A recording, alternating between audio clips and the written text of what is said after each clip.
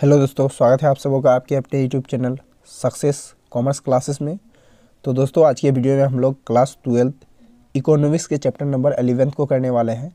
इससे पिछले वीडियो में हमने चैप्टर नंबर 10 तक कर लिया था। अगर आपने उसे नहीं देखा है तो प्ले लिस्ट में जाकर के ज़रूर देख लें।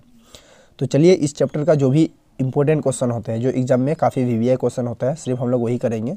और ये चैप्टर छोटा है, ठीक है। तो इससे मैक्सिमम 3 से 4 क्वेश्चन ही आपका VVI बनता है और उसको हम लोग इस वीडियो में पूरा कंप्लीट कर लेंगे। यानी कि एक ही वीडियो में पूरा चैप्टर को हम लोग जो भी इंपॉर्टेंट क्वेश्चन है उसको करने वाले हैं। तो वीडियो को अच्छी तरह से समझने के लिए बने रहिएगा अंत तक। देखिए, चैप्टर नंबर 11 है पूर्ति की लोच। पूर्ति की लोच।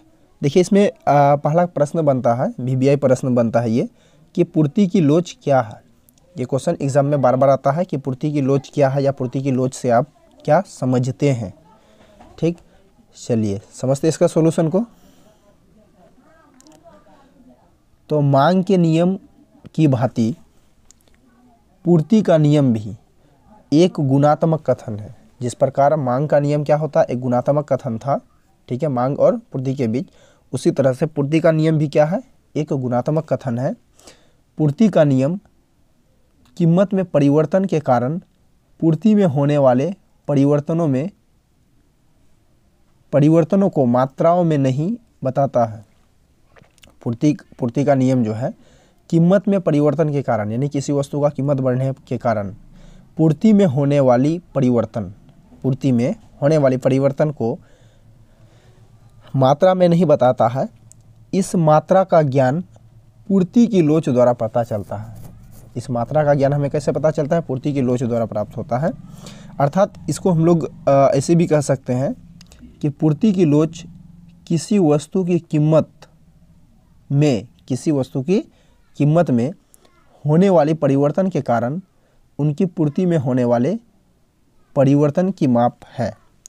पूर्ति की लोच क्या है? तो पूर्ति की लोच किसी वस्तु की कीमत में होने वाली परिवर्तन, किसी वस्तु का कीमत में होने वाली परिवर्तन मतलब किसी वस्तु का कीमत बढ़ना घटना, ठीक है, परिवर्तन के कारण उनकी पूर्ति में होने वाला परिवर्तन की माप है।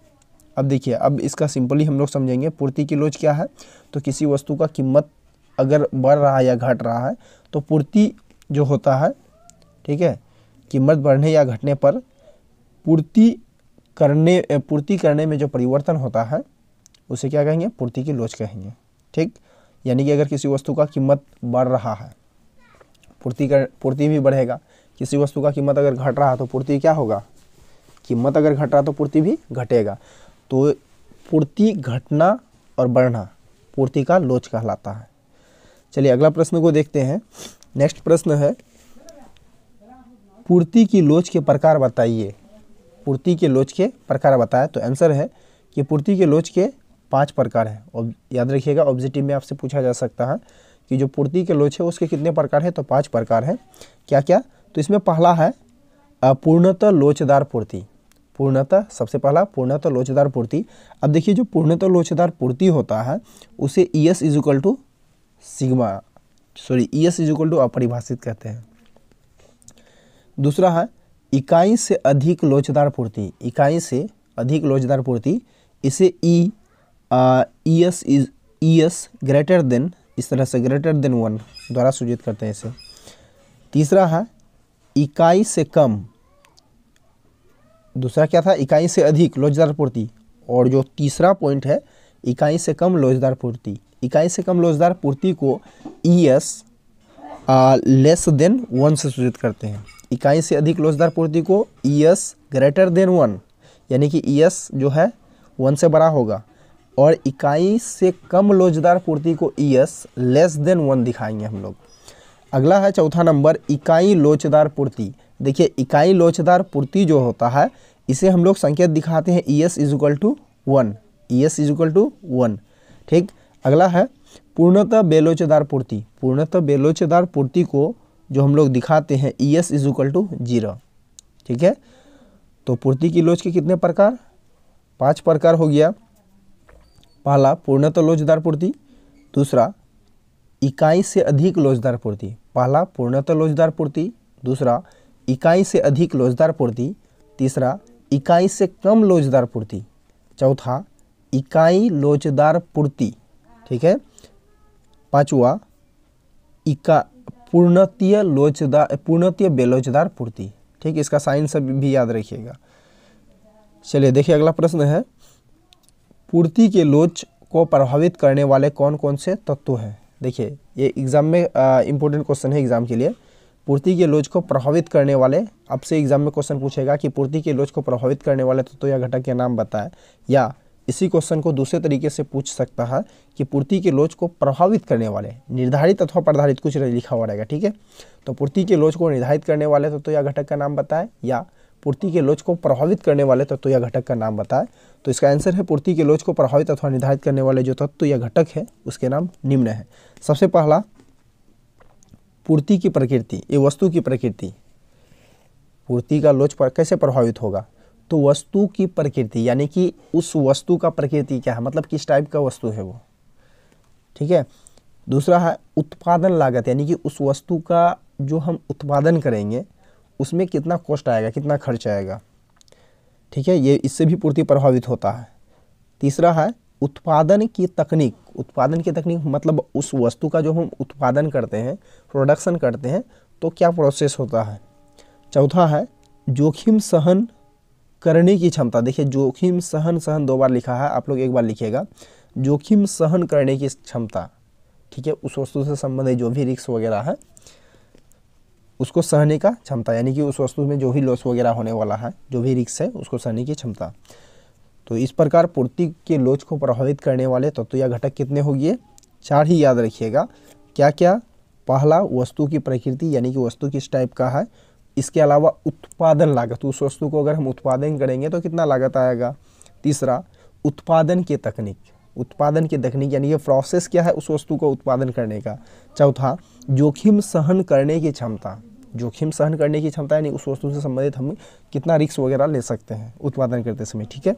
चलिए नेक्स्ट प्रश्न है, पूर्ति की लोच को मापने में कौन कौन सी विधि है, यानी कि पूर्ति के लोच को मापने की कौन कौन सी विधि है।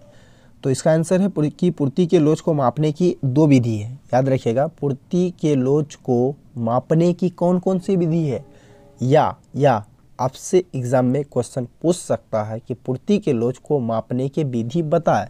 तो पूर्ति के लोच को मापने की 2 विधि होती है। कितने, 2। क्या क्या, पहला अनुपातिक रीति या प्रतिशत रीति, मतलब अनुपातिक विधि या परसेंटेज विधि, ठीक है।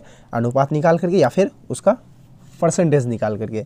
दूसरा है बिंदु रीति, ठीक है, बिंदु विधि या ज्यामिति विधि। बिंदु विधि या ज्यामिति विधि द्वारा भी पूर्ति के लोच को हम लोग माप सकते हैं। तो पूर्ति के लोच को मापने की कितने विधि, 2 विधि। ऑब्जेक्टिव की दृष्टि से भी आपको ये बात याद रखना है कि जो पूर्ति की लोच है उसको मापने का 2 विधि होता है। पहला अनुपातिक विधि या प्रतिशत विधि, ठीक है, अनुपात के आधार पर हम लोग दिखा सकते हैं या फिर प्रतिशत के आधार पर। दूसरा बिंदु रीति या ज्यामिति रीति, मतलब ग्राफ वगैरह बना करके, ठीक है।